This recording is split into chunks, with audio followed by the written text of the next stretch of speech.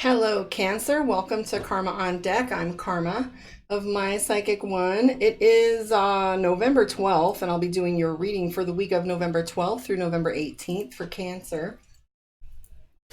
I feel like I'm about to start sneezing. Not good. All right. So I know Mercury retrograde came on fast and hard this season, so it's been kind of brutal for some of you. I've been getting texts and phone calls letting me know just how much. So let's take a look and see what we got going on for you, Cancer. All right. Well, first thing that comes up is the Devil card. So I'm not liking that all that much. However, just because we don't like something doesn't mean we shouldn't face it. My ex was telling me yesterday, what can be measured can be managed. And I really liked that phrase. And, because he was looking at the sleep number bed information. And I said, how does that help you? And he goes, well, what can be measured can be managed. And I was like, well, that's an interesting place to be managing. But any rate, so the Devil card usually references either addiction or lies or arguments, okay? But right next to that, we have the Moon card. So something has come to light to where you have the ability to now map what your next moves are, okay? So don't look at this illumination as something that's bad for you. It's actually going to be good because you have a clearer vision. I was looking at a article on Astro-Dance, I think, or maybe it was Astro Matrix, where they were talking about if you don't come forward with the truth, Mercury will do it for you this time around. I think it's Mercury and Saturn that was going to tell you, tell on you, so to speak. They're going to dime on you.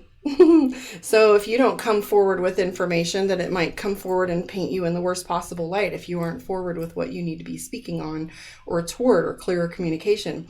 But I do see that the Moon card is referencing that, this gives you an opportunity to see where you stand. It's not always a bad thing, because sometimes people go along, wouldn't you rather have the truth? Okay, we have the Two of Coins referencing a job opportunity or money exchange. We have the Page of Cups references a new relationship. Now, this is the back sentence to the next forward motion of the reading, okay? So this foundation might have been something that's already occurred, or you've already seen this, so it's not something looming over your head and coming towards you. But this is the place where you're coming from. We do have the Sun card, which is its fullness, so things are coming full circle here.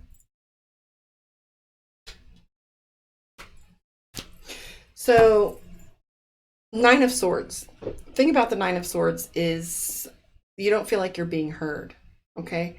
Nine of Cups, celebration. Two of Cups, balance. Seven of Coins, possible travel, move, or transferring, or taking a journey, crossing from one position to another. That's you, crossing that bridge when we come to it, kind of thing, and it's that time. I see you crossing swords with individuals, setting your boundaries early and often, like Karma says, I do see some celebration coming your way, which is not unlikely when we're this close to the holidays. So I'm not going to take the win on that one as if I know. I am seeing the Six of Cups. Might likely be near water. You are building a foundation, though, of some things regarding your home. If you're doing a remodel or a repair or putting some down payments on a purchase of a home, the Nine of Wands references that you're halfway there toward a project, or you're getting something done, and that it's something that's worthy of your time. Trust your intuition at this time too. You have the High Priestess, and the High Priestess talks to us about paying attention to that still small voice. I am telling you, though, that things are going to move quickly in your relationships, and within, things are going to shift quite rapidly. That's right here, the Eight of Cups, which is things moving quicker than you can keep up with, but just trust that they're right where they're supposed to be. I'm liking this moving forward from this back end, because it tells me that you also have the Ace of Coins, which references money. So that's a surplus of money if you have a bonus coming, or something that references, or maybe a big payment that's coming your way, or a refund, or money coming towards you. But anyways, yeah, right here, this is the Four of Wands referencing house and home. So if you're doing any projects on your home or at home, or doing any remodel or shifting things around, this is telling me that they're working toward a good place, that there aren't any problems coming your way. The problems are kind of behind you. I am seeing balance here, the Two of Cups, new relationships, money coming your way.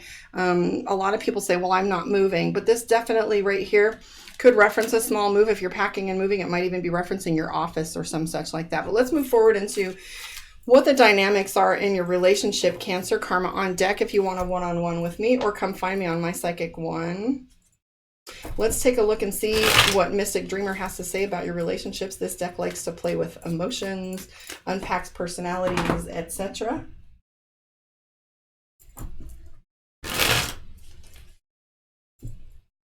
All right, here we go for you, Cancer. So as the first card pops out, just like it did with the other deck, I am seeing Three of Swords, which is miscommunication, decision-making time. So right now, you're not feeling like communication is going very well. And based on that, you are hesitant to make a decision based on inaccurate or incomplete information. You do have the Two of Swords, which is indecision, and that's being split between two measures, right? And again, Two of Pentacles, two different decisions. You have the Fool card again. Well, did you have the Fool card earlier? I thought you did, but maybe not. Anyways, the Fool card references, coming to a decision making. This is you deciding, whether you want to go on this journey or not, or you want to stay where you're at. Indecision is a decision. So somebody was saying, I got too many problems. And I'm like, you don't have problems, you have indecision. You definitely can make a move, but you don't choose to based on the outcome. You don't like the outcome of either direction, so you sit in it. And that kind of perpetuates the stagnancy. But I see Queen of Wands here, Page of Swords, which is decision-making, Ace of Wands, which is all about decision-making, Knight of Wands, drama. So you're avoiding drama. So here's the trick when we talk about avoiding drama. Drama's happening already. Why don't you take some leadership in it and start directing it instead? Definitely drama. I know there are certain individuals that I dealt with in the past that anything that I say is going to create more drama. Like muddy water only settles when you leave it the fuck alone, right? So you kind of feel like if you walk away from this situation, that's chaotic, that it will settle down and you can revisit it when everybody's tempers are calmed down. However, there are certain times where, it creates an opportunity for you to speak your piece. And I see the Knight of Wands, which is an apology coming your way, and there's an argument. It just feels like there's way too much data for you to go pick through. Seven of Cups is overwhelmed. We do have the Empress card, and the Empress means leadership. It also means ripening. She's pregnant, so this is time for things to happen. So things have come full circle. The outcome of this situation, though, is greater financial stability. Two of Cups, which is balance and richness within a relationship and love. The Temperance card references balance, give and take, equal measure. So as we're looking at all of this chaos, just trust and know that it's going to come out okay. There is some miscommunication going on, some indecision in a lot of places. Somebody's going to make a decision here. Now, you can either be, like my best friend said the other day, you can either be the temperature or the thermostat. Which are you? Let me pull a card for you from Divination of the Ancients and take a look and see what's coming up for you guys with this deck. I absolutely love it. I've been getting some great feedback about this deck. So here we have it, Wishbone, affirmation. So confirmation, affirmation, let's look.